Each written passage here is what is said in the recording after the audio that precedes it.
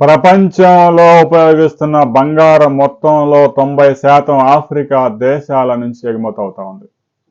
బంగారు గనులన్నీ దాదాపుగా ఆఫ్రికా దేశాల్లోనే ఉన్నాయి.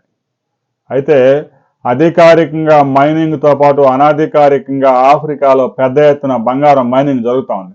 వేలాది మంది సొరంగాల్లో దూరి మైనింగ్ చేస్తూ ఉన్నారు. ఆఫ్రికా గత కొంతకాలంగా సీజ్ ద హోల్ పేరుతో చేపట్టిన ఆపరేషన్ పెద్ద వివాదానికి దారితీయడంతో పాటు సొరంగాల్లో దూరిన వందలాది మంది ప్రాణాలు కోల్పోయారు.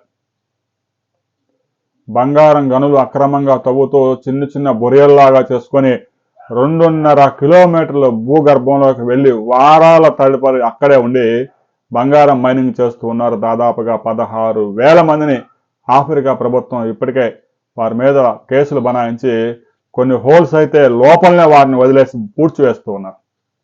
దీంతో పెద్ద ఎత్తున ప్రభుత్వం మీద తీవ్ర వ్యతిరేకత వచ్చింది. తాజాగా ఒక బంగారు మైన్ అంటే అది ఓపెన్ మైన్ కాదు, చిన్న సొరంగం ఉంటుంది బయట నుంచి చూడటానికి. దాంట్లోకి వెళ్ళాలన్నా కూడా గగురు పరిస్థితి, మామూలు సాధారణ వ్యక్తులు వెళ్ళలేరు. 2.5 కిలోమీటర్ల లోపలికి లైట్లు జనరేటర్లు పెట్టుకొని ఆక్సిజన్ తీసుకొని వెళ్ళి అక్కడ మైనింగ్ చేస్తూ ఉన్నారు. ఆ మైనింగ్ చేయడానికి అక్కడికి వెళ్ళడానికి అవసరమైన దాన్ని బయట ఈ ఆఫ్రికాకు సంబంధించిన మైనింగ్ శాఖ వారు కట్ చేయడంతో వారు బయటికి రాలేకపోయారు. వందలాది మంది చనిపోయారు. నీరు ఆహారం లేక వెలవెల్లాడి లోపలే చనిపోయారు.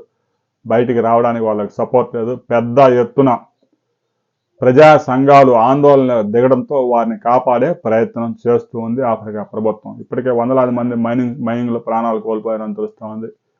ఈ అక్రమ మైనింగ్ ఆపకపోతే ఆఫ్రికా ఆర్థిక వ్యవస్థ పతనమయ్యే అవకాశం ఉంది కాబట్టి ప్రభుత్వం చర్యలు తీసుకుంటా ఉంది. రాబోయే రోజుల్లో ఈ అక్రమ మైనింగ్ ఆగుతుందా లేదా అనే విషయంలో మరో వీడియోలో మరిన్ని వివరాలతో తెలుసుకుందాం.